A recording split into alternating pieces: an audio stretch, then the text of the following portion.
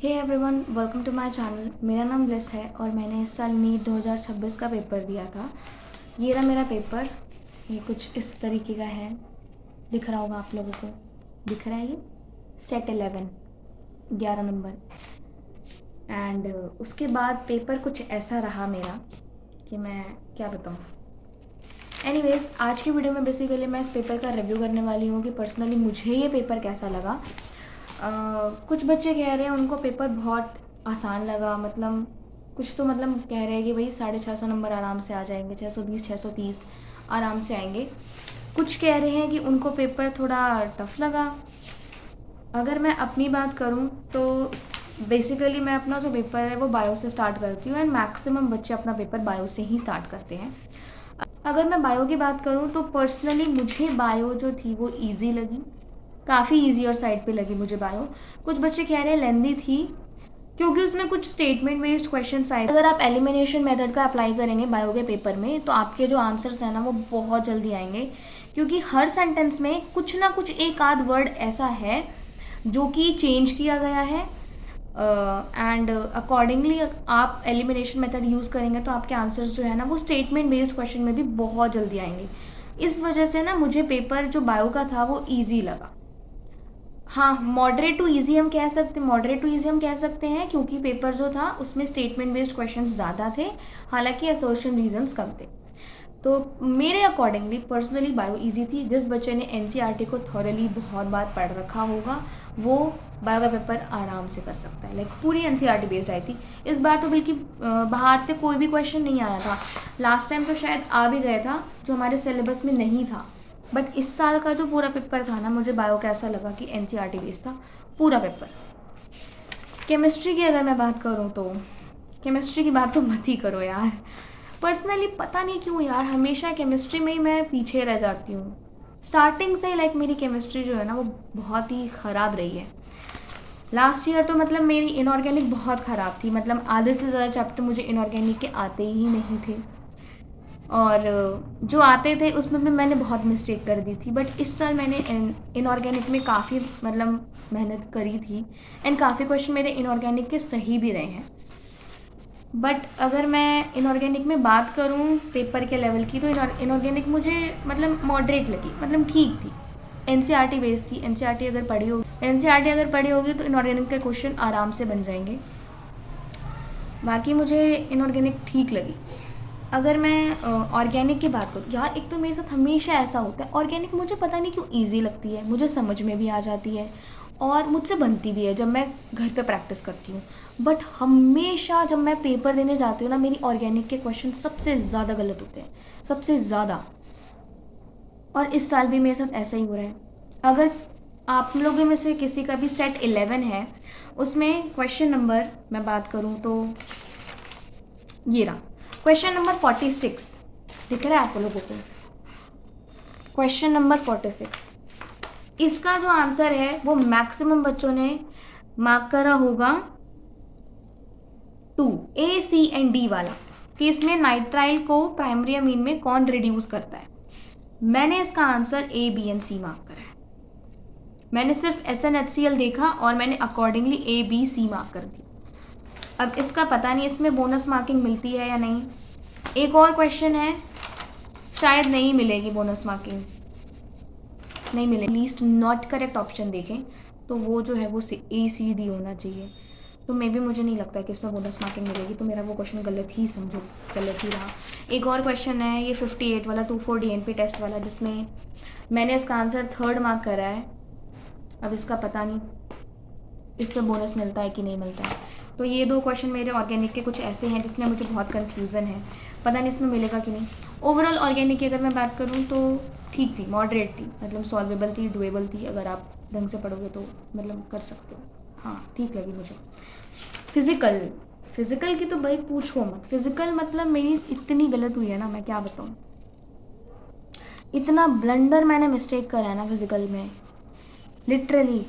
मतलब ऐसा हुआ है मेरे साथ कि मैंने फिज़िकल के फॉर्मूला सही लगाए, वैल्यूज सही लिखी हैं, सब कुछ सही लिखा है और मैंने कैलकुलेशन गलत कर दी है। मतलब मैं क्या बताऊँ। पेपर को देख के मुझे ऐसा लग रहा है ना कि मैं अपने आप को ऐसा खींच खींच के थप्पड़ मारूँ ना, क्या बताऊँ मैं, कि आते हुए क्वेश्चंस भी मैंने गलत कर दिए। और कहीं ना कहीं मुझे फिज़िकल थोड़ी टफ भी लगी, कॉन्सेप्ट्स के बेस्ड पे नहीं, बट कैलकुलेटिव बेस्ड पे लगी मुझे थोड़ी टफ, क्योंकि कैलकुलेशन इतनी टफ थी यार, बहुत टाइम लग रहा था कैलकुलेशन करने में।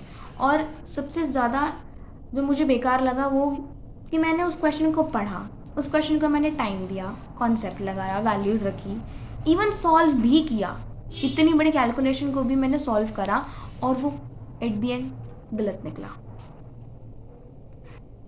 क्या बोलूँ मैं, अब इस पर मैं क्या ही बोल सकती हूँ। फिज़िकल मुझे पर्सनली टफ लगी, अब पता नहीं किसको लगी होगी, हो सकता है जिनको नहीं लगी हो, काफ़ी बच्चे ऐसे हों जिनको नहीं लगी हो, बट मुझे पर्सनली फ़िज़िकल टफ लगी। फ़िज़िक्स की मैं बात करूँ तो फ़िज़िक्स फॉर्मूला बेस्ड काफ़ी क्वेश्चंस आए थे, आराम से किए जा सकते थे। मैंने बहुत कम क्वेश्चन अटैम्प्ट करे फ़िज़िक्स के, क्योंकि मेरे पास टाइम भी कम। मैंने बहुत ही कम क्वेश्चन अटैम्प्ट करे हैं। मैंने सिर्फ 22 क्वेश्चन अटैम्प्ट करे होंगे फ़िज़िक्स के, या 25 के आसपास क्वेश्चन मैंने फ़िज़िक्स के अटैम्प्ट करे होंगे, दैट्स इट। क्योंकि एक तो मुझे सबसे ज़्यादा डर इस बात का था कि अगर मेरे नेगेटिव हो गए तो मैं क्या करूँगी। एनीवेज, फिज़िक्स में अगर मैं देखूँ तो फॉर्मूला बेस्ड क्वेश्चन बहुत सारे थे। अगर फॉर्मूलाज आपको याद हैं तो डायरेक्टली आंसर आएगा। हालांकि जो कैलकुलेशन थी थोड़ी सी टफ थी, मुझे ऐसा लगा थोड़ी टफ थी, क्योंकि मेरे इसमें भी कैलकुलेटिव मिस्टेक हुई है, कैलकुलेशन पे बेस्ड मेरी मिस्टेक हुई है, तो कैलकुलेटिव बेस्ड ही थोड़ी। दूसरा अगर मैं बोलूँ तो इस बार स्टेटमेंट बेस्ड क्वेश्चन फिज़िक्स में थोड़े आए हैं। लाइक अगर कॉन्सेप्ट्स क्लियर होंगे तो ही आप उन क्वेश्चन को कर पाओगे, अदरवाइज़ बहुत कम चांसेस हैं। और ओवरऑल अगर मैं पूरे पेपर की बात करूं तो इस बार मुझे ना पैटर्न थोड़ा सा चेंज लगा।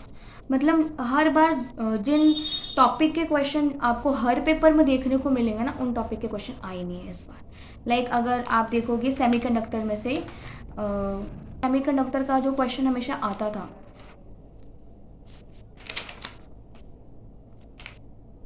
सेमीकंडक्टर के जो सर्किट डायग्राम के क्वेश्चन हमेशा आते थे, वो इस साल देखने को नहीं मिला है।